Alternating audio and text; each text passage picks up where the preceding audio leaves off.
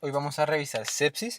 Es un tema bastante interesante y hay mucho donde leer. Usualmente la gente se limita solo a estas guías, que son las guías del 2016 del Surviving Sepsis, la campaña de sobreviviendo a la sepsis.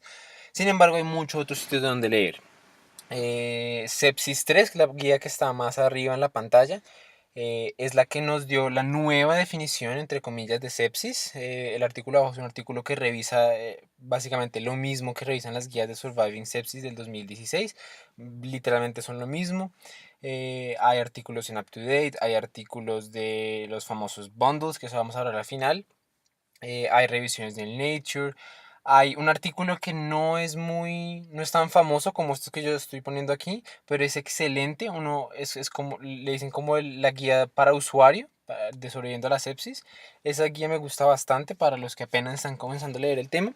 Y hay una guía que es básicamente una traducción, literalmente una traducción de las guías de sobreviviendo a la sepsis hechas por unos estudiantes y unos internos y unos doctores de la Sabana, que básicamente dice lo mismo. Entonces, pues, virtualmente donde ustedes lean van a ver cosas muy parecidas. Para comenzar, sepsis se escribió hace un montón de tiempo por Homero, literalmente significaba yo me pudro. eh, y vamos a ver que esto es algo que nosotros hemos intentado tanto definir como abordar desde hace un montón de tiempo y hemos fallado en muchos aspectos. Y una de las grandes falacias y una de las grandes razones por las que hemos fallado tanto es porque no sabemos muy bien qué es. Todo el mundo a lo largo del tiempo lo ha mirado desde diferentes perspectivas, le ha dado una connotación diferente, por lo que todavía no tenemos claro exactamente qué es la sepsis. Y aunque tenemos ya una nueva definición que es la sepsis 3, mucha gente todavía se quedó con la definición vieja. Se critica, mucha gente no la adopta, mucha gente piensa diferente. Entonces es bastante difícil avanzar en un tema que ni siquiera lo podemos, nos podemos poner de acuerdo. Em, es importante tener en cuenta esa historia. Y esta es de las pocas presentaciones en las que hago esto, y la razón es porque cuando uno se pone a leer la literatura en sepsis, uno descubre que hay, dependiendo del artículo, de qué año salió el artículo, va a hablar con unas definiciones o no, y eso es importante entenderlo. Entonces, en el 2001, es un artículo en New England que hablaba que para ese momento lo que nosotros entendíamos como sepsis se categorizaba como en tres grandes grupos. Uno estaba la sepsis general, que era básicamente yo tener una respuesta inflamatoria sostenida adicional a un foco infeccioso. Entonces, esa es la definición como tal vieja de sepsis, que nosotros teníamos una infección documentada, ¿cierto? Foco infeccioso, más algunos de los siguientes. Algunos de los siguientes, todos estos variables son variables de una respuesta inflamatoria sistémica. Fíjense que habían un montón. Eso vamos a compararlo ahorita con lo que nosotros actualmente conocemos como los famosos SIRS o la respuesta inflamatoria sistémica. Y esto se ha cortado un montón, pero en ese momento se entendía el SIRS como alteración del estado de conciencia, taquipnea, va a generar alteración de los signos vitales, alteración de los paraclínicos, alteración de medidas hemodinámicas, falla orgánica, ¿sí? Incluso metían por aquí, en alguna parte de la tabla debe estar edema, por ejemplo, metían el edema como parte de los SIRS. Entonces, hay mucho, pues, alrededor de esta definición como para tener en cuenta. Eh, Esto cuando se asociaba a una disfunción orgánica, yo tenía disfunción orgánica, se llamaba sepsis severa. Y cuando yo entraba en un shock séptico, cuando yo tenía una hipotensión permanente, persistente, a pesar de terapia hídrica con hiperlactatemia, ahí entraba en shock séptico. Entonces, cuando ustedes leen la literatura antigua, van a encontrar comúnmente estos términos, sobre todo el de sepsis severa, y ustedes ya saben que están hablando de la vieja definición. Después salió el Sepsis 3. El Sepsis 3 dijo no, lo que nos importa, dado que básicamente aquí se mete un montón de cosas, eh, no escoger a todo el mundo, porque estas definiciones eran muy buenas para algo y era para que nadie se les escapara. ¿Sí? Si yo literalmente tenía una caries, que es un foco infeccioso, ¿sí? Y subía las escaleras corriendo, entonces me daba taquipnea, taquicardia o no sé, me emborrachaba o lo que sea, yo ya tenía sepsis por criterios clínicos. Entonces eran unos criterios, aunque sí cogían a todo el mundo, es decir, muy sensibles, eran muy poco específicos. Y eso era un problema, porque comenzamos a tratar a un montón de gente muy heterogénea. Entonces no le vamos a dar lo mismo al paciente que lo mismo el ejemplo anterior, tiene una caries y está un poquito agitado, nervioso, al paciente que está en una disfunción multiorgánica en la UCI por un Staphylococcus aureus. Son completamente diferentes. Entonces vinieron estas definiciones, que estas definiciones dijeron, mire, nosotros sepsis de aquí en adelante la vamos a entender como una disfunción orgánica inducida por una infección, ¿sí? Y así es como actualmente nos estamos refiriendo a la sepsis. Entonces lo voy a repetir, que nuestro sistema entra en una disfunción multiorgánica debido a una infección. Esos son los dos elementos de la sepsis. Disfunción multiorgánica, o sea, eso tiene que haber, ¿listo? Más infección. Por eso es que ya el término de sepsis severa se quitó, porque ya de entrada todo el mundo nosotros lo metemos en el saco de sepsis cuando ya tiene la disfunción multiorgánica, ¿listo? Entonces es una definición muy diferente. ¿Cómo vamos a calcular esta disfunción multiorgánica? Lo vamos a ver más adelante, se hace con una escala llamada el SOFA. Entonces básicamente nuestra definición operacional de sepsis se vuelve una infección más un SOFA mayor de 2 puntos. Eso se vuelve sepsis en el siglo XXI. Pero bueno, ya vamos a hablar. Esto hay mucha gente que la ha criticado, que le ha pegado palo, que dicen que esto se le va, pues, o sea, es como muy tardía, una definición muy tardía, es una definición que no nos permite coger los pacientes temprano, pero bueno, por ahora no nos vamos a meter en eso. Em, Ahora, de manera general, la epidemiología es una enfermedad que de cierta manera conlleva harta mortalidad. Un paciente con sepsis más o menos tiene una mortalidad mayor del 10% y en shock séptico tiene una mortalidad mayor del 40%. Estas cifras han disminuido a lo largo del tiempo, antes eran mucho mayores. Pero bueno, ahí vamos. Y pues parte del buen labor que han hecho las guías sobre la sepsis es precisamente intentar que, aunque no todo el mundo está de acuerdo con las cosas y que no hay como un claro camino, por lo menos la gente sí ha comenzado a actuar más rápido. Y eso lo vamos a ver pues, más adelante. Ahora, ¿por qué se da la sepsis? En resumen, es por esto. Es porque eh, no tanto la infección, y eso es algo muy recurrente en nuestras charlas, no es tanto la infección, no es tanto la injuria lo que genera el daño, sino la respuesta del cuerpo contra ella. Entonces llega una bacteria, llega un virus, llega algún patógeno, usualmente son bacterianos, y esos patógenos tienen unas cosas que se llaman PAMPs, ¿sí? Se escriben así, PAMPs. Son secuencias eh, codificadas, usualmente secuencias antigénicas, que nuestro sistema inmune fue entrenado pues, durante toda su embriología para reconocer, porque son secuencias que se asocian a patógenos. Entonces, nosotros estos PAMs los reconocemos a través de unos tipos de receptores, usualmente los receptores Toll-like receptors.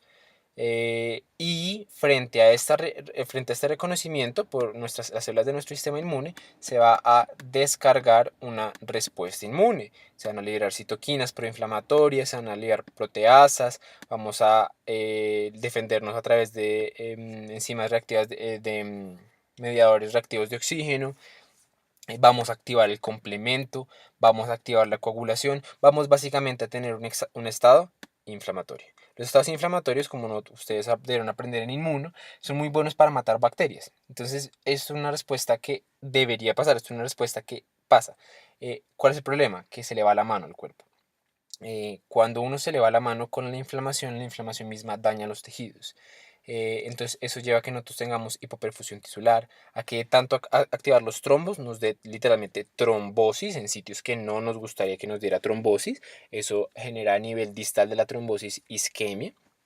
Eh, Nos vasodilatamos tanto que comenzamos a perder, a disregular las presiones hidrostáticas, entonces el líquido se comienza a salir, se comienza a extravasar, un exudado que se comienza a salir, entonces perdemos volemia, nos hipotensamos. De tanto que activamos la vía trombótica, eventualmente nos quedamos sin fibrinógeno y la gente entra en un estado coagulopático que se llama coagulación intravascular diseminada. Entonces, ustedes básicamente se están dando cuenta que la respuesta inflamatoria es buena, pero cuando está desmedida lleva a lo extremo. Es típica película de Avengers en donde los tipos están haciendo un buen trabajo, pero mientras pelean con los malos, dañan toda la ciudad. Es literalmente lo mismo. Entonces, el mismo cuerpo es el que se daña. Entonces, la parte proinflamatoria nosotros la vemos clínicamente como los famosos SIRS. Los famosos SIRS. Em, y está pues siempre el sistema busca como tener una regulación a través de una respuesta completamente opuesta, que es antiinflamatoria, que se llaman CARs. Inicialmente, pues en la respuesta séptica, esta respuesta predomina, es la razón por la que vemos pues los CIRS y el paciente dice hipotensa y la cosa. Y una cosa es que después de que ya resuelve la infección, el paciente está un poco mejor, ya está más estable, esos pacientes cuando están seguidos en estudios grandes y uno en la clínica lo ve, que muchas veces se recuperan, etcétera, y cuando ya están como a punto de salir del hospital se comienzan a infectar, les da candidiasis, les da un montón de cosas, se les infecta un catéter.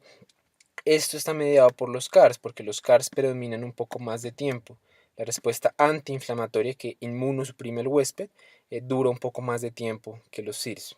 Bien, bueno, eso es como muy teórico. Ahora ya pasamos un poco a la presentación clínica. Eh, y como se dan cuenta, esta tabla salió en un artículo de la Academia Americana de Médicos Familiares. Básicamente la sepsis puede presentar como cualquier cosa, literalmente. Entonces, ustedes pueden encontrar, literal, si ustedes se ponen a ver coso por coso, ítem por ítem, la sepsis puede presentar literalmente como hipoglicemia, como un absceso, como un paciente diaforético, frío, anémico, con dolor, con disuria. Hay muchos síntomas. Entonces, ¿cómo vamos a organizar esto? O sea, uno como estas tablas, a mí me parece que esto uno la lee y ni siquiera le gusta, o sea, eso ni siquiera invita a uno a aprenderse nada. Entonces hay una manera un poco más sencilla de pensar en la sepsis, y es que mis síntomas van a estar dados por dos cosas. Uno, y lo más importante, por la infección. ¿Listo? El sitio que yo tenga infectado va a determinar mi síntoma. Y dos, por la respuesta desmedida del huésped. La respuesta desmedida del huésped lo vamos a ver a través de los CIRS y pues eventualmente como un paciente choqueado. Pero la clave es esto. ¿Listo? La gente piensa que la sepsis es como una enfermedad ahí de la sangre, toda extraña. No, la sepsis es el desenlace, el último desenlace de cualquier proceso infeccioso bastante agresivo o de un huésped bastante agresivo con su sistema inmune. Pero es la consecuencia final de las infecciones. Entonces yo puedo tener alguna infección en cualquier parte del cuerpo virtualmente y eso generarme sepsis, pero la sintomatología inicial va a ser de la infección. Y ustedes la sintomatología de infección pues la aprenden en todas las demás charlas, todas las demás, pues lo que ven en la clínica, lo que hemos visto en las demás, lo que hemos subido en los videos. Por ejemplo, un paciente con neumonía que le dio sepsis va a llegar con fiebre, tos expectorativa, purulenta, disnea, mientras que un paciente con sepsis urinaria va a llegar es con disuria, va a llegar con puño percusión positiva, dolor lumbar, listo, y no va a tener nada de tos ni nada por el estilo. Entonces, eso va a ser muy importante. ¿Cuál va a ser nuestro foco primario? Que eso va a terminar la sintomatología del pulmón. El pulmón es el más frecuente, después está abdomen y pelvis que se pelean ahí, y después de en adelante ya los demás, la incidencia es bastante bajita. Está bacteriemia primaria, está foco urológico, está piel y tejidos blandos, vascular y otros. Ahora, eh, yo les había contado el famoso CIRS del 2001. Ese CIRS del 2001 nosotros lo hemos acortado a solo esos criterios. Entonces, para decir que algún paciente está en CIRS, porque es una pregunta muy frecuente de revista, es ¿cómo se define la CIRS? Es que tenga dos o más de los siguientes. Entonces, ¿cuáles son los siguientes? Cambia la temperatura, ya sea fiebre, aquí la fiebre la definen como 38, o hipotermia, que la definen como 36. Una frecuencia cardíaca aumentada, taquicardia, pero ojo, la taquicardia por encima de 90, que en realidad yo estoy de acuerdo con ese criterio. Frecuencia respiratoria mayor de 20 o una concentración de CO2 menor de 32, que básicamente están hablando de lo mismo, que el paciente está teniendo taquipnea, entonces está barriendo el CO2. em, Leucocitosis o leucopenia. Y esto aquí que nosotros vemos como mayor a 10% de bandas, eso es lo que la gente tan famosamente llama desviación a la izquierda. La desviación a la izquierda es que los neutrófilos se están produciendo pues están comenzando a producirse de más, entonces las formas inmaduras comienzan a salir de la sangre. Bien, entonces básicamente, como yo me acuerdo de esto, es que hay tres signos vitales y hay un paraclínico, ¿listo? Y si yo tengo dos o más de alguno de estos, tengo CIRS. Em, entonces, esto sí es clave. Todo lo anterior uno lo encuentra en los libros, todo lo anterior uno lo encuentra en las guías, pero de los grandes problemas que yo tenía cuando veía cuando leía sepsis era que no me entendía cómo, yo no lograba entender cuál era el orden de las cosas. Y eso es muy importante. Entonces, lo que vamos a hacer es vamos a dejar el video aquí y en el siguiente video vamos a comenzar con el abordaje de la sepsis. ¿Listo?